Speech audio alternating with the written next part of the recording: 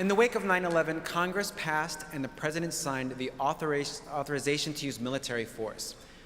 WNYC Radio tells us how this single 60-word sentence is the legal basis for why we are in a permanent, continuous state of war.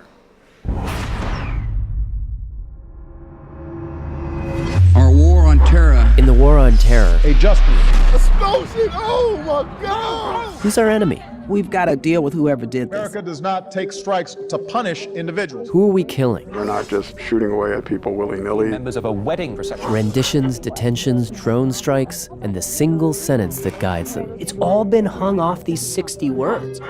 That the president is authorized to use all necessary and appropriate force against those nations, organizations, or persons he determines planned, authorized, committed, or aided the terrorist attacks that occurred on September 11, 2001, or harbored such organizations or persons in order to prevent any future acts of international terrorism against the United States by such nations, organizations, or persons.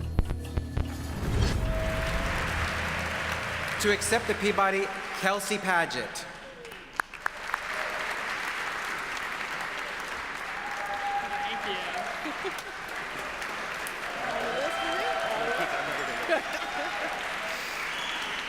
Wow. Well, every episode of Radiolab starts with, "Hi, I'm Jad, I'm Robert, and this is Radiolab." I'm neither one of those guys, but I get to be a part of an amazing group of very lucky people that make this crazy, almost undefinable show, and that makes me so proud. This piece, 60 Words, I got to be the lead producer on, which was absolutely amazing, but a giant thanks and congrats goes out to the whole team that worked on this. Matt Kilty, Dylan Keefe, sitting over there, of course, of course, Jad and Robert, and especially Gregory Johnson, whose kick-ass reporting for BuzzFeed was, the inspiration for our story. Thanks to Ellen Horn, Soren Wheeler, Jamie York, and the whole staff of Radiolab.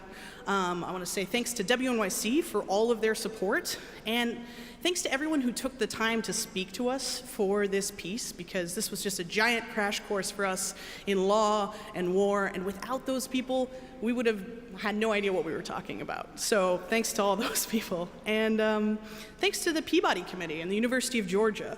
And lastly, thanks to listeners. All of our listeners are really what keeps us going, because public radio is still funded and supported by listeners like you. Thanks.